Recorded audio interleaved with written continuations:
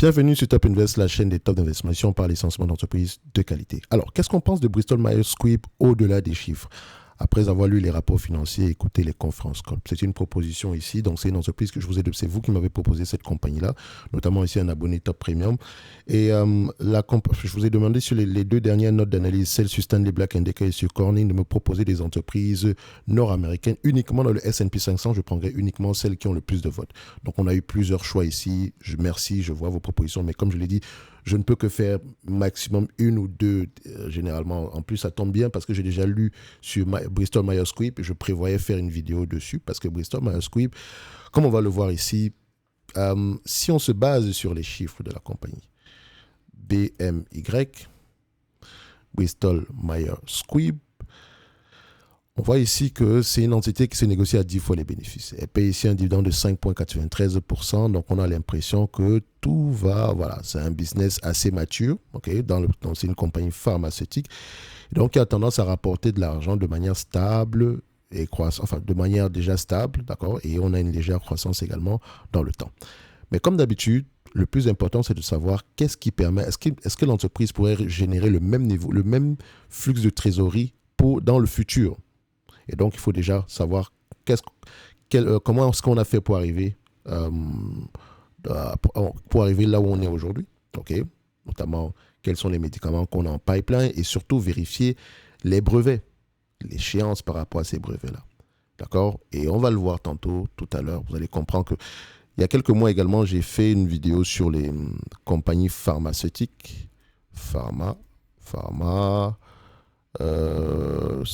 C'était une note d'analyse sur les notes. C'était une c'était une analyse sectorielle, ok, sur les compagnies pharmaceutiques, ok. Je pense que soit je l'ai envoyé dans la newsletter avant, quand j'ai envoyé souvent les notes d'analyse par newsletter. Bon, c'est pas grave si elle n'est plus là, mais je pense que j'en avais fait une sur le secteur ici de la santé, donc spécialement les compagnies pharmaceutiques. Et on savait qu'on a une situation ici liée à ce qu'on appelle généralement le patent cliff. Mais n'allons pas très vite, d'accord? Qu'est-ce que j'ai à vous présenter? On va d'abord prendre ce que j'ai à vous présenter ici, et ensuite on fera les commentaires, ok? Un like, un abonnement, un commentaire, ça fait toujours plaisir. Donc, Bristol Myers Squibb. Bristol Myers a de gros problèmes, ou des gros problèmes. Pourquoi? En effet, depuis la fin de l'année 2022, le cours de l'action a été divisé par 2. Okay? L'énorme charge liée à la recherche et au développement en cours, et on va en reparler tantôt, durant le premier trimestre, a entraîné une augmentation de la dette et une diminution des capitaux propres. Et si on s'arrête déjà là, en fait, l'entité ici, vous allez voir que la charge est liée à une acquisition. Okay? Vous allez voir ici qu'en termes de bénéfices nets, en dépenses opérationnelles ont augmenté de 8 milliards 567 au premier trimestre de l'année précédente. On est monté à 23 milliards 381. Pourquoi? Parce qu'on a eu cet effet négatif de 12 milliards 942, une charge liée ici à la recherche et développement en cours. Et cette charge de recherche et développement en cours est liée à une acquisition qu'on a présentement effectuée. Donc en fait ici... comptablement, c'est pour économiser en termes de taxes. Parce que vous savez, quand vous avez une perte, quand vous accusez ici une perte financière, okay, vous avez un retour d'impôt généralement. Donc, ça peut être intéressant du point de vue fiscalement pour la compagnie. Okay? Mais ça a un impact sur les bénéfices nets de la compagnie. C'est pour ça que je dis toujours, il faut aller regarder les free cash flow. Et comme vous le verrez tantôt, les free cash flow n'ont pas été impactés. Généralement, c'est une entité qui rapporte à peu près par trimestre 2 milliards 900 par rapport au trimestre de l'année précédente ici. Là, on a 2 milliards 800. Donc, le 12 milliards en question, c'est une charge non financière. OK? Et cette charge non financière-là, vous voyez qu'on la finance ici avec un 20 milliards ici lié à une acquisition. Et l'acquisition, notamment, c'est la compagnie qu'on a mentionné tantôt. Et on a également pris de la dette. C'est pour ça que le bilan financier, la dette augmente, les capitaux propres diminuent. OK? Donc, on revient sur notre note. Donc, l'énorme charge liée à la recherche et le développement en cours durant le premier trimestre a entraîné une augmentation de la dette et une diminution des capitaux propres. De plus, les ventes des nouveaux produits lancés par Bristol, en particulier le médicament pour le cœur Camzyos, augmentent beaucoup plus lentement que prévu. Plus inquiétant encore, l'entreprise est confrontée à l'un d'accord, à des plus grands, si je voulais mettre, à l'un des plus grands patent cliff de l'industrie pharmaceutique. Alors, c'est quoi un patent cliff? Les piliers Opdivo, Eliquis, Revlimid, qui représentaient 58% des ventes en 2023, ne sont plus protégés par un brevet et sont donc confrontés à une très forte concurrence de la part des génériques. Patent cliff ici, c'est l'expiration des brevets. D'accord. Et en fait, le patent cliff, c'est quand on arrive à une période ici où on se rend compte qu'il y a beaucoup de brevets qui arrivent à expiration sur plusieurs compagnies pharmaceutiques. Généralement, c'est cette année ou les deux prochaines, ou l'année en cours et l'année prochaine. Il y a énormément de médicaments ici qui arrivent à expiration. Donc, et pas expiration, mais qui ont des brevets qui expirent, ce qui veut dire que la concurrence peut rentrer directement sur le marché. Et quand la concurrence rentre, quand vous avez des génériques sur le marché, le prix peut être divisé ici littéralement par 5, littéralement. Et donc, on peut parfois voir une baisse de plus de 90% ici en termes de volume de vente. Tout simplement. Enfin, en termes de vente, d'accord, même si les volumes restent les mêmes, tout simplement parce que le prix du médicament a baissé. Parce qu'il y a déjà, les génériques sont disponibles sur le marché.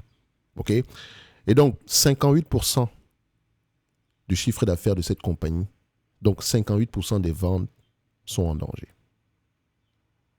D'accord? Donc, cette partie-là, comment est-ce qu'il faut absolument que l'entreprise trouve des moyens pour remplacer les ventes qui vont avoir tendance à baisser dans le futur, au moins pour à peu près les maintenir. Et donc, elle n'a pas le choix que de faire, soit faire des acquisitions, soit développer de nouveaux médicaments ici. Ou bien booster le marketing ici, enfin la force de vente pour les médicaments déjà sur le marché en date d'aujourd'hui. Comme vous l'avez vu, le Camzyos, on attendait mieux que ça en termes de vente. OK? Et donc ça, c'est un problème. Donc ce qui pourrait nous amener à penser que les bénéfices nets actuels vont avoir tendance à diminuer. Et pour le Revlimid, c'est une erreur monumentale que cette compagnie l'a fait. Parce que c'est un médicament qu'elle a racheté à Celgene, je pense bien. Bon, en tout cas, on ira voir ça ici. Donc, n'allons pas très rapidement ici. Hein. Allons-y pas à pas. OK? Donc, voilà. On a à peu près 58% des ventes ici en danger. D'accord? Potentiellement pour 2024. Alors, comment Bristol peut-il se remettre sur la bonne voie? Comment? Je pense que j'ai déjà donné des éléments de réponse ici. Malheureusement, je parle très vite. La mise au point de nouveaux médicaments est incroyablement difficile. Et là, prestez attention. En effet, le taux d'échec pour la plupart des catégories thérapeutiques est supérieur à 90%. Ce n'est pas parce qu'une entreprise vous dit qu'on est en train de travailler sur un médicament contre telle ou telle maladie qu'elle va forcément pouvoir mettre ce médicament-là sur le marché. Ça prend du temps, de l'argent également. Et le taux de réussite est inférieur à 10%. Donc, ceux qui achètent généralement des entreprises parce qu'il y a des pipelines de médicaments en cours, non. Il faut absolument qu'il y ait des médicaments sur le marché. OK? C'est bien les pipelines, etc., mais il faut déjà qu'il y ait des rentrées d'argent pour que l'entreprise puisse au moins s'autofinancer. C'est pourquoi des entreprises comme Bristol rachètent des entités pharmaceutiques plus petites qui possèdent déjà des médicaments prometteurs. Donc, vous allez voir beaucoup d'acquisitions dans ce secteur d'activité. Ce n'est pas étonnant. Il va y avoir énormément d'acquisitions. Donc, en fait, si vous voulez investir sur les biotech, prenez les pharmas qui sont déjà assez grosses. Tout simplement parce que c'est elles qui vont racheter les petites biotech tantôt. OK? En plus, ils ont l'expertise technique derrière pour essayer d'estimer si ce produit-là a du potentiel ou pas, contrairement à nous. Donc, Bristol, BMY l'a fait en achetant Celgene pour le Revlimid en 2016, mais cela n'a pas très bien fonctionné. Elle a dépensé beaucoup d'argent pour acheter ce médicament-là, mais ça n'a pas fonctionné. Parce qu'en fait, son but derrière, c'était quoi? On augmente les prix. D'accord, pour pour dégager le maximum de bénéfices nets dans le temps, vu que le médicament allait arriver à expiration à peu près dans 8 ans. On est en 2016. Soit en étant à peu près le brevet, parce qu'ils ont parfois ici la possibilité d'étendre le brevet ici quand le médicament en question, on le prescrit également pour d'autres pathologies. D'accord, ça pourrait fonctionner.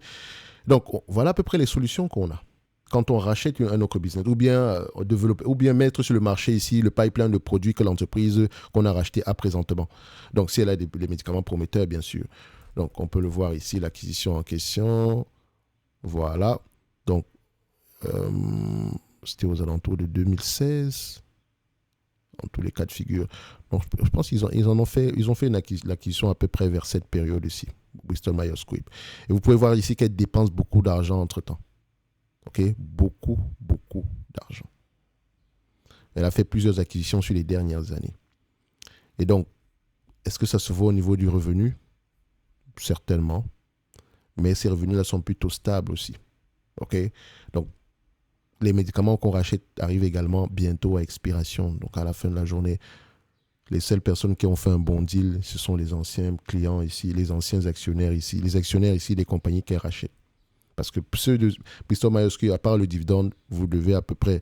Je pense qu'il y a énormément de craintes à avoir sur ce business-ci. En tout cas, je ne serais pas serein sur ce business en date d'aujourd'hui.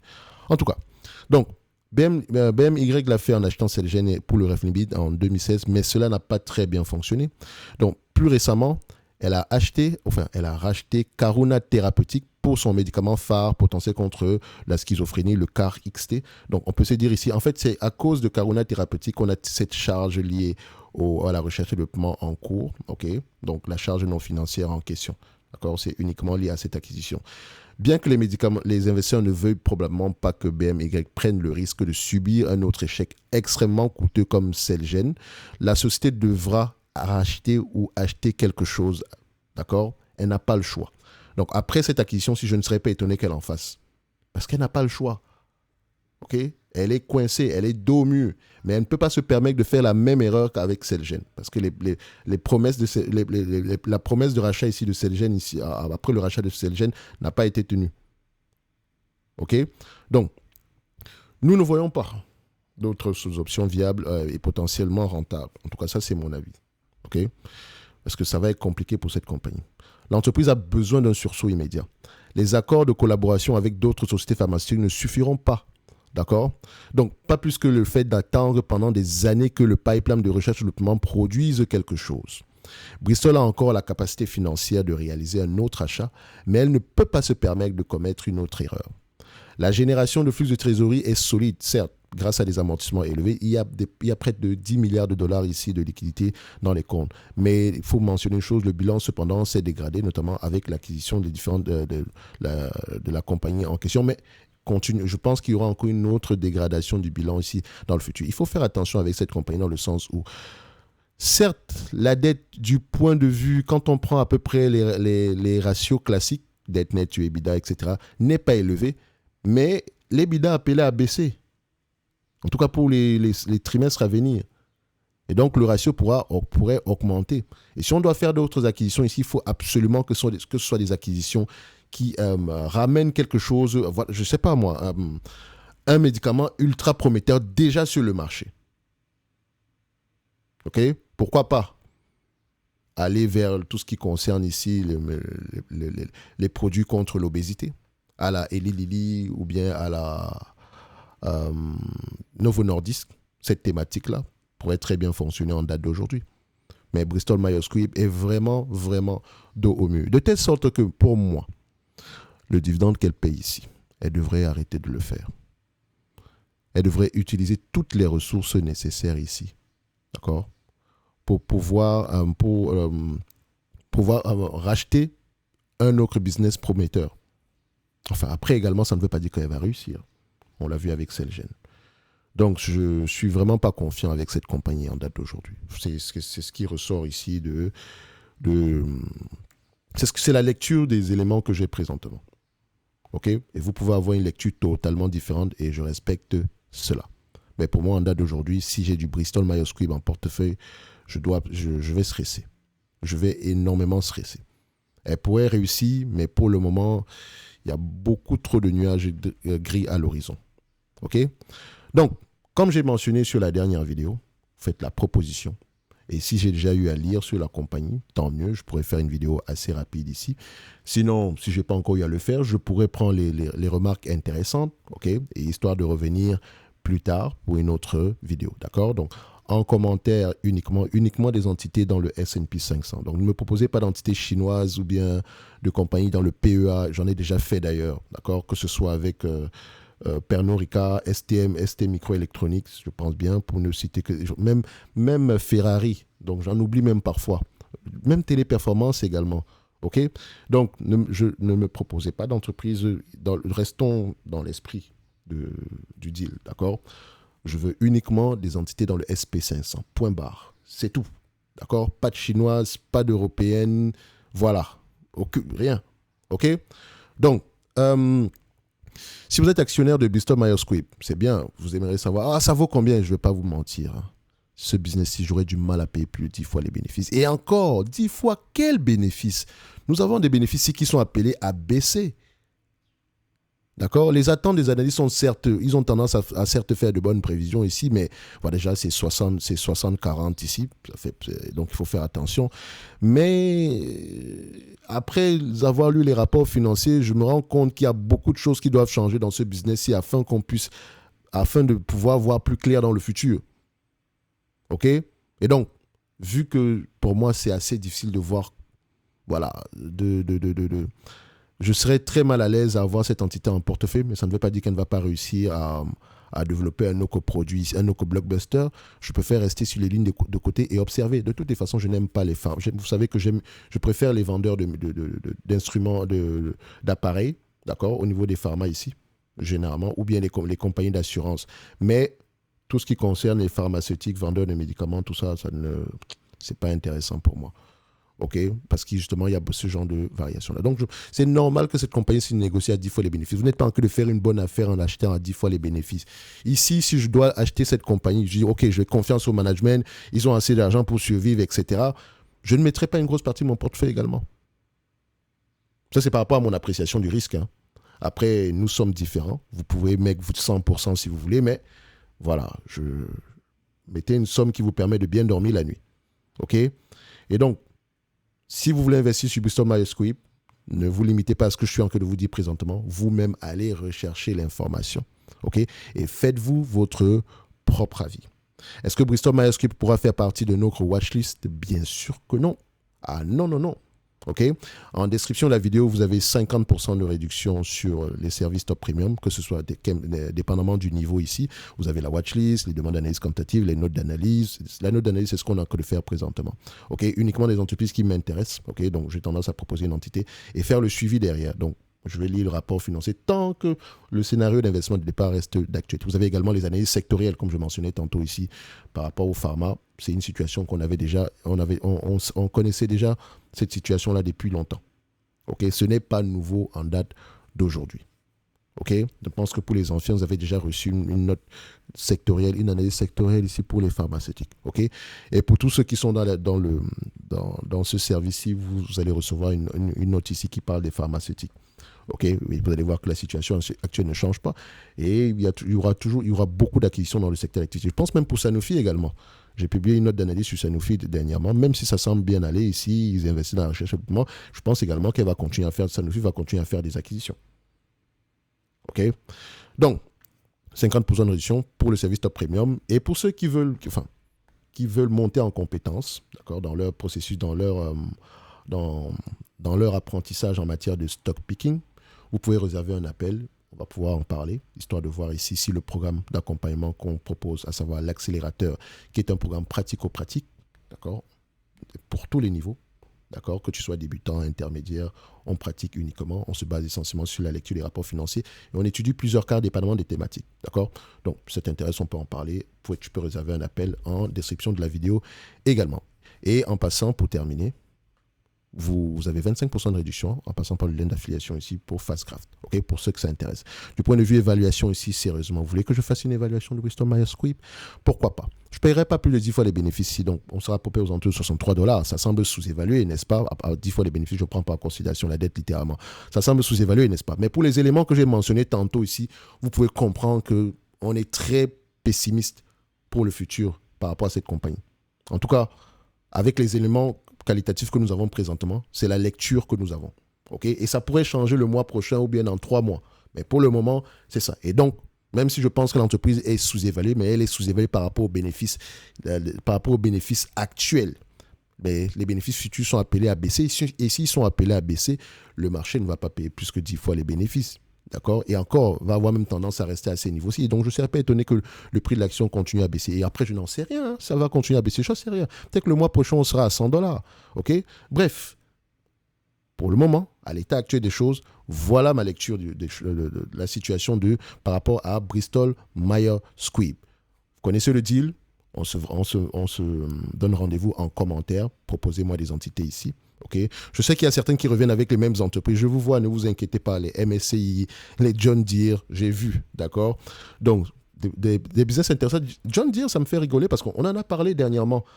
Quand l'entreprise s'est négociée encore à des prix très élevés, je fais une note d'analyse sur John Deere. Vous vous rappelez peut-être pas. John Deere. C'était Deere. On va mettre ça ici. Voilà. Ça date du 11 du mois d'août 2023. L'entreprise s'est négociée à des niveaux très, très élevés. OK?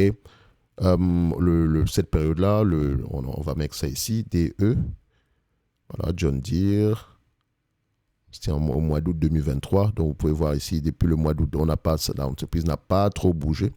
Et mes craintes restent les mêmes sur cette compagnie. OK? Donc, je vous encourage à aller lire ça. Vous avez à peu près le document ici sur la page YouTube de la chaîne. Vous tapez juste dire note d'analyse et voilà. Vous aurez à peu près qu'est-ce que je pensais de la compagnie à cette période-là. Je pense pas que il n'y a pas beaucoup d'éléments qui ont changé ici, mais j'irai voir ça. Ça fait quelque temps que je n'ai pas lu les rapports financiers ici sur cette compagnie. Mais j'aime bien. C'est un business qui mérite d'avoir une place dans n'importe quelle watchlist de manière générale. En tout cas, j'ai trop parlé comme d'habitude. Un like, un abonnement, un commentaire, ça fait toujours plaisir, les amis. OK? Et n'oubliez pas de me proposer certaines entreprises en commentaire. Et pour celles que je connais, peut-être qu'on pourra faire une vidéo d'ici demain. Mais pour aujourd'hui, c'est bon. Merci.